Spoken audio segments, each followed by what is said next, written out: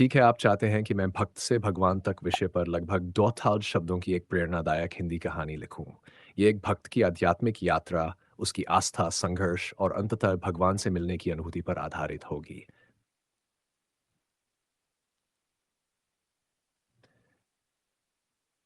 एक प्रेरणादायक कथा। प्रस्तावना मनुष्य का जीवन साधारण प्रतीत होता है, परंतु जब वह अपने भीतर छिपी श्रद्धा और भक्ति को पहचानता है, तब उसकी साधारण सी जिंदगी असाधारण बन जाती है। भक्ति केवल मंदिरों, पूजा पाठ या मंत्रों तक सीमित नहीं होती। ये तो हृदय की गहराई से निकली हुई सच्ची पुकार है जो सीधे ईश्वर तक पहुंचती है। ये कथा ऐसे ही एक साधारण ग्रामीण युवक रामदास की है, जिसने अपने जीवन की कठिनाइयों, संघर्षों और गहरी भक्ति के माध्यम से भगवान तक का सफर तय किया। पहला अध्याय।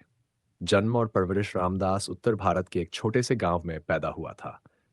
परिवार गरीब था। खेती बाड़ी ही आजीविका का साधन थी। बचपन से ही रामदास का मन पढ़ाई से अधिक पूजा पाठ और सत्संगों में लगता था। गांव में जब भी कोई साधु संत आता, वह उनके चरणों में बैठकर घंटों सुनता रहता।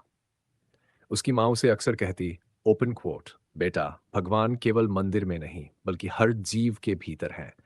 अगर तू सच्चे मन से सबकी सेवा करेगा तो भगवान तुझसे दूर नहीं रहेंगे। Close coat.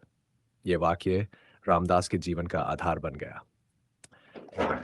दूसरा अध्याय। संघर्ष की शुरुआत। गरीबी ने रामदास के परिवार को बहुत परेशान किया। पिता खेतों में जी तोड़ मेहनत करते, फिर भी फसल का दाम इतना कम मिलता कि मुश्किल से घर चलता।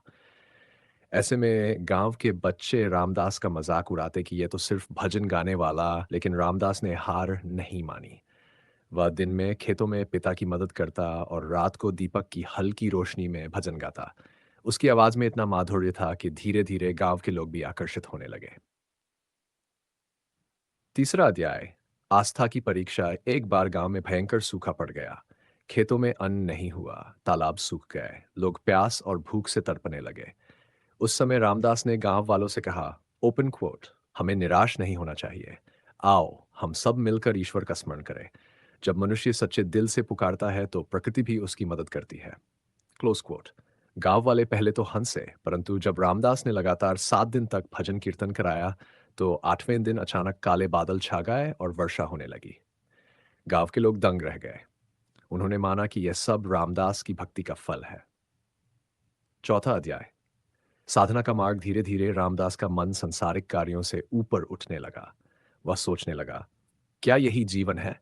केवल अन्न कमाना, परिवार पालना और फिर एक दिन मर जाना, या जीवन का कोई बड़ा उद्देश्य भी है? इन प्रश्नों ने उसे साधना के मार्ग पर खड़ा कर दिया। वह प्रतिदिन प्रातः नदी के किनारे बैठकर ध्यान करता।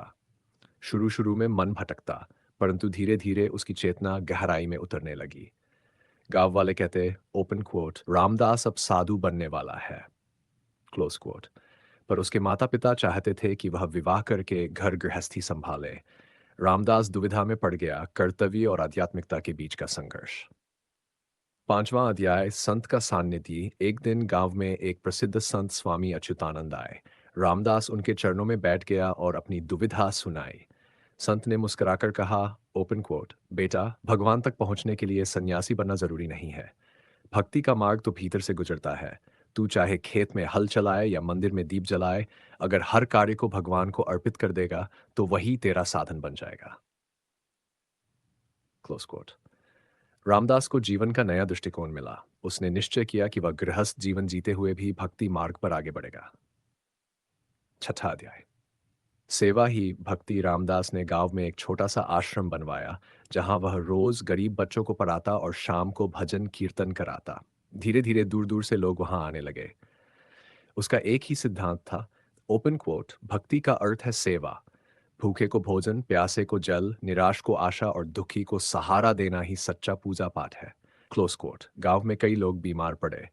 रामदास ने अपने खेत का अन्न बेचकर औषधियां मंगवाई और सभी की सेवा की। लोग उसे अब भक्त रामदास कहने लगे। सातवां अध्याय। भक्ति की चरम सीमा। एक रात रामदास गहन ध्यान में बैठा था। अचानक उसे लगा जैसे भीतर से कोई आवाज कह रही हो, ओपन कोट, रामदास, तू अब तक मुझे बाहर ढूंढता रहा, लेकिन मैं तो तेरे हृदय में ही हूं। Close quote. उस क्षण रामदास की आंखों से आंसू बहने लगे। उसे अनुभव हुआ कि भगवान कोई दूर की सत्ता नहीं, बल्कि प्रेम, करुणा और सत्य की अनुभूति का नाम है। उस दिन के बाद से वह और अधिक विनम्र हो गया। अब उसके लिए पूजा केवल मंदिर की घंटियों तक सीमित नहीं थी, बल्कि हर कार्य, हर सेवा, हर मुस्कान में वह भगवान को देखने लगा। 8वां अध्याय।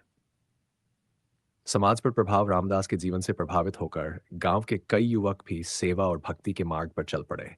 गांव में आपसी झगड़े कम होने लगे, लोग मिलजुल कर काम करने लगे। धीरे धीरे गांव आत्मनिर्भर और सुखी हो गया। पास पड़ोस के